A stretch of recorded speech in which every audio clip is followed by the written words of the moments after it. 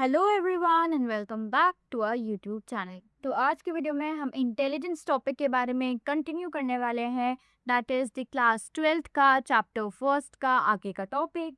So starting with the distribution of IQ scores, that is normal curve.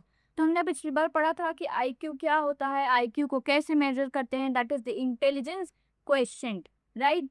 तो यहाँ पे अब हम पता करेंगे कि आईक्यू के स्कोर्स को हम डिस्ट्रीब्यूट कैसे करते हैं, कैसे हमको पता चलता है कि ये रेंज जो है ये हाई आईक्यू वालों के है या ये जो है ये नॉर्मल आईक्यू है, राइट। तो आईक्यू स्कोर्स जो पॉपुलेशन में है वो इवनली स्प्रेड आउट नहीं है, ठीक है। मोस्ट ऑफ द पीपल जो है उनका एवरेज आईक्यू होता है।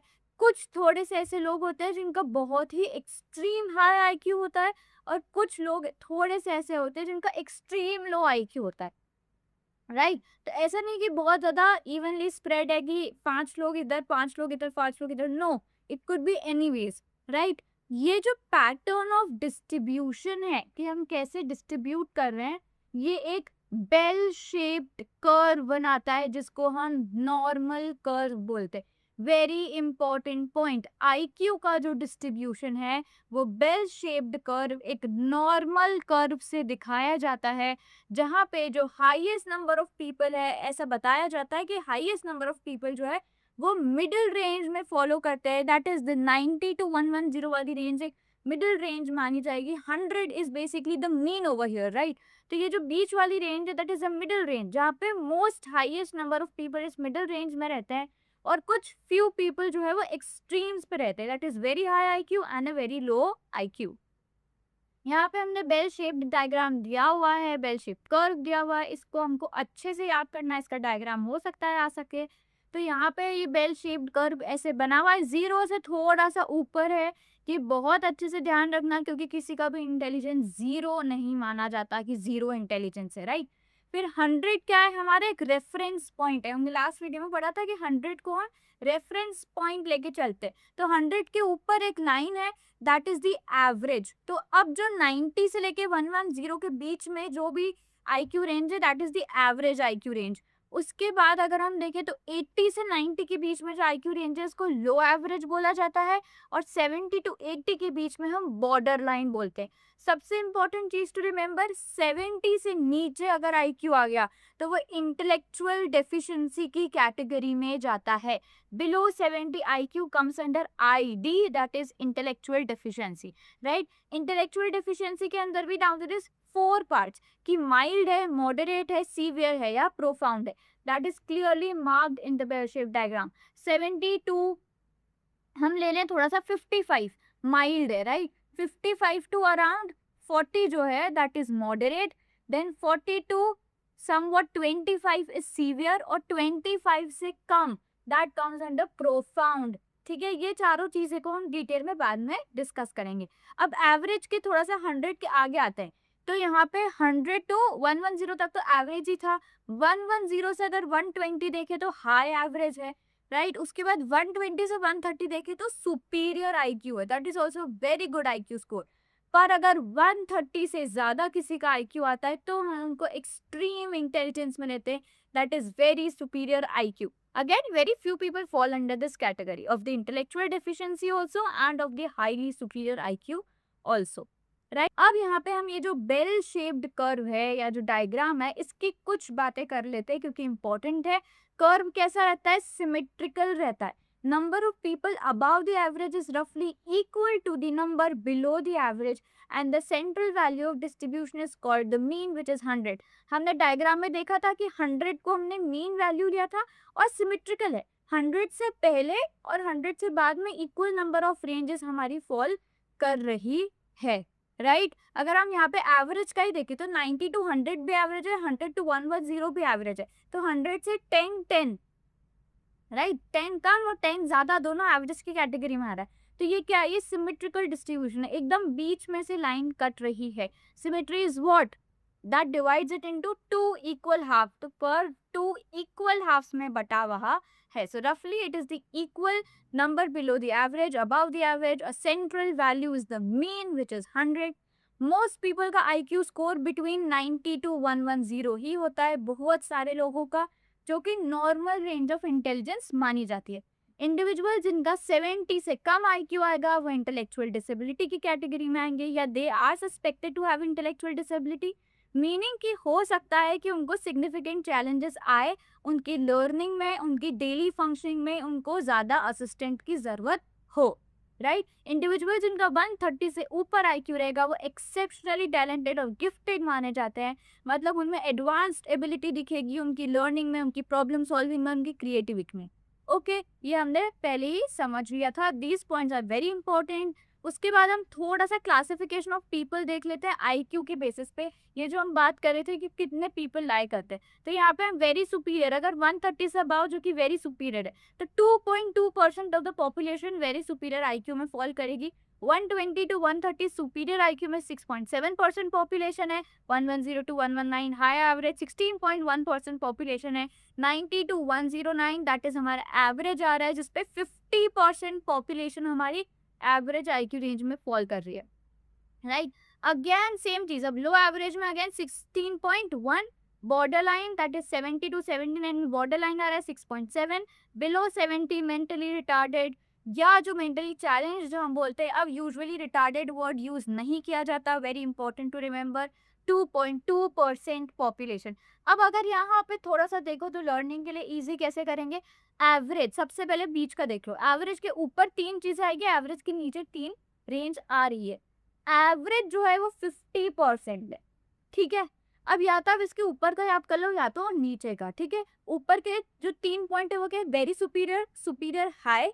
एवरेज के नीचे क्या है, लो एवरेज, बॉर्डर लाइन और मेंटली चैलेंज्ड, ठीक है, ये है। अब अगर हमको ऐसे याद हो रहा है कि न्यूमेरिकल कितने टफ है, ये कैसे याद होंगे, तो हमको सिर्फ कितना याद रखना है कि वेरी सुपीरियर 2.2, 6.7 और 16.1, फिर 50 आ जाएगा और सेम रिपीट हो जाएगा उल्टी सीरीज में 16.1, 6.7 और 2.2, इसलिए इसको सिमेट्रिकल भी बोला गया है कि पॉपुलेशन बहुत ही इक्वली डिवाइडेड है, राइट। तो हमको सिर्फ एक पार्ट याद करना है, या तो ऊपर का या तो नीचे का, and then it will go the same, it's just that वो रिवर्स में चलेगा, ऑल राइट।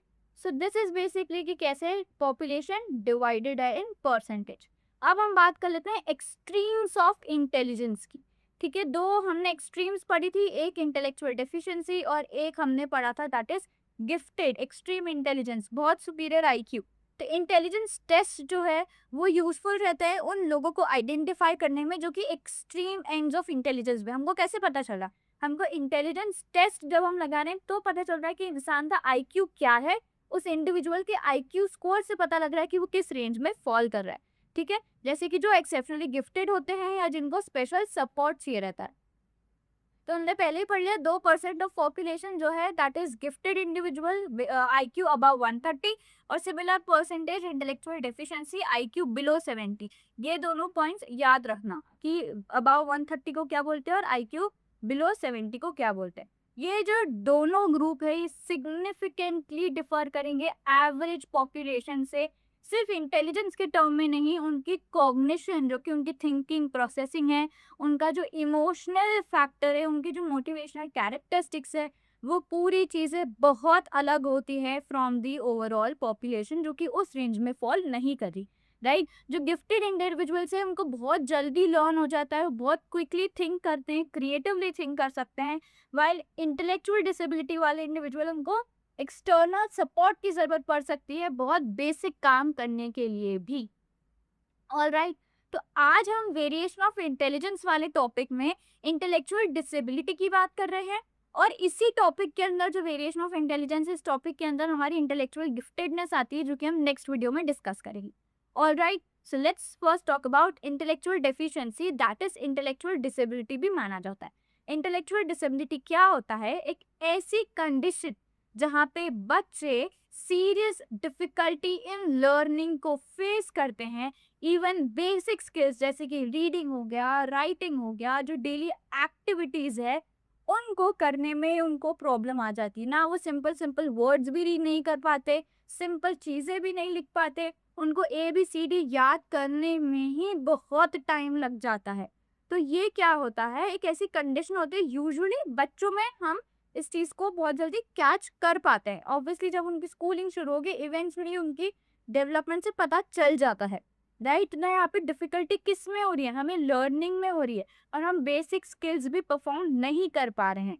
जैसे कि जो चाइल्ड है वो सिंपल काउंटिंग 1 2 3 4 या डेली रूटीन को जो याद रखना है, उसमें ही बहुत ज्यादा डिफिकल्टी फेस कर रहा है। किसके कंपैरिजन में? उन्हीं की उम्र के लोगों के। आपको कैसे पता चलेगा कि डिफिकल्टी हो रही है? क्योंकि आप उसी उम्र के दूसरे बच्चों को देख सकते हो कि व्हाट लेवल, एक मिनिमम लेवल कहाँ तक ये चीज तो हो ही जानी चाहिए, राइट? बट अगर वो नहीं हो रही है, वो बिल्कुल भी नहीं हो रही है, हम कहें it's on extreme, then we can say कि हाँ, there may be some problem और the child needs an external help. So according to the American Association on Mental Deficiency, that is AAMD, intellectual disability includes three important feature. कैसे पता चलेगा? क्या characteristics है, क्या features हैं हमारे intellectual disability के? तीन फीचर होने चाहिए। पहला, लो इंटेलिजेंस। दूसरा, पुअर अडेप्टिव बिहेवियर। लो इंटेलिजेंस तो हमको इंटेलिजेंस टेस्ट से कहीं ना कहीं पता चल जाता है, परफॉर्मेंस से भी पता चल जाता है। पुअर अडेप्टिव बिहेवियर क्या होता है कि वो सिचुएशंस में अडेप्ट नहीं कर पा रहे, अपनी बेसिक चीजों को परफॉर्म नहीं कर पा रहे, right? And early onset, usually intellectual disability का ऑनसेट चाइल्डहुड में ही हो जाता है। चिल्ड्रंस में हमें पता चल जाता है कि ये इंटेलेक्चुअल डिसेबिलिटी हो सकती है। It has an early onset, a very important point to remember back again. This means it is not just about low IQ but also how well a person manages real life situation. तो सिर्फ IQ से related ही नहीं है कि किसी का IQ कम है तो वो इंटेलेक्चुअली डिसेबल्ड नहीं, IQ के अलावा भी हम देखें तो इट इज ऑल्सो अबाउट कि पर्सन अपनी रियल लाइफ को मैनेज कर भी पा रहा है या नहीं. It is much more related to हमारी रियल लाइफ की सिचुएशन.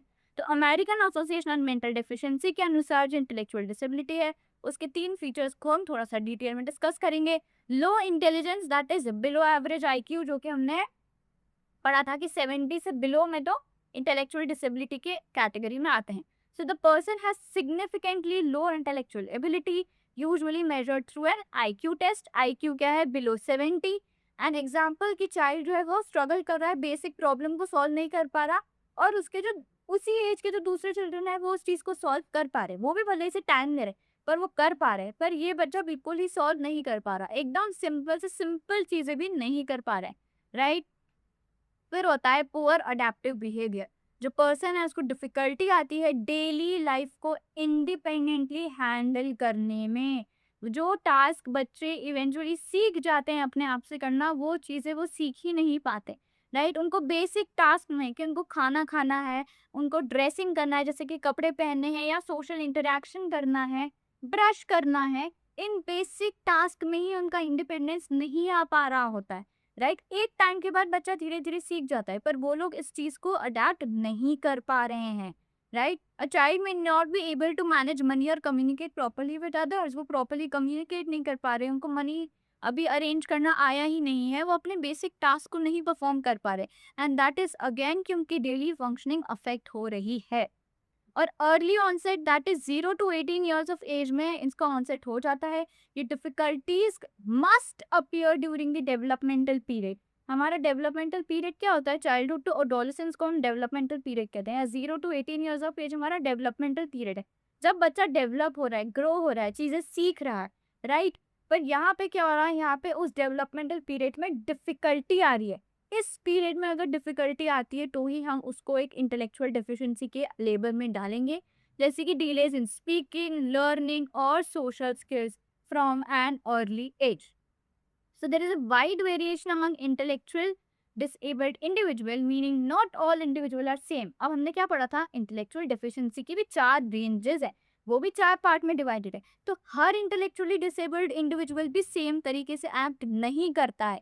कुछ ज्यादा बेटरली परफॉर्म कर लेते हैं, कुछ नहीं कर पाते, right? So some they can learn the basic skills और वो एक सेमी इंडिपेंडेंट लाइफ जी पा रहे हैं, दूसरों को लाइफ लॉन्ग असिस्टेंट और सुपरविजन की जरूरत है.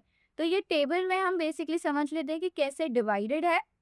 तो माइल्ड क्या होता है? 55 to 70 का जो हमारा IQ है वो माइल्ड इंटेलेक्चुअल डिसेबिलिटी, मतलब ये इंडिपेंडेंटली काम कर सकते हैं, को हम थोड़ा बहुत अगर सिखा दें, थोड़ा ज्यादा टाइम लेते हैं पर सीख जाते हैं, इंडिपेंडेंटली वो चीजें कर पा रहे हैं. मॉडरेट 35 to 55 की जो IQ रेंज है, दैट इज थोड़ा सा इनको सुपरविजन लगता है कि इनके सामने आपको रहना पड़ेगा कि क्या करें, थोड़ा बहुत असिस्टेंट इन्हें लग सकता है। सीवियर मतलब 20 टू 40 की अगर रेंज देखें तो इनको कंटिन्यूअस सपोर्ट की ज़रूरत है, ये बिना सपोर्ट के कुछ भी नहीं कर पाते। That is the severe intellectual disability.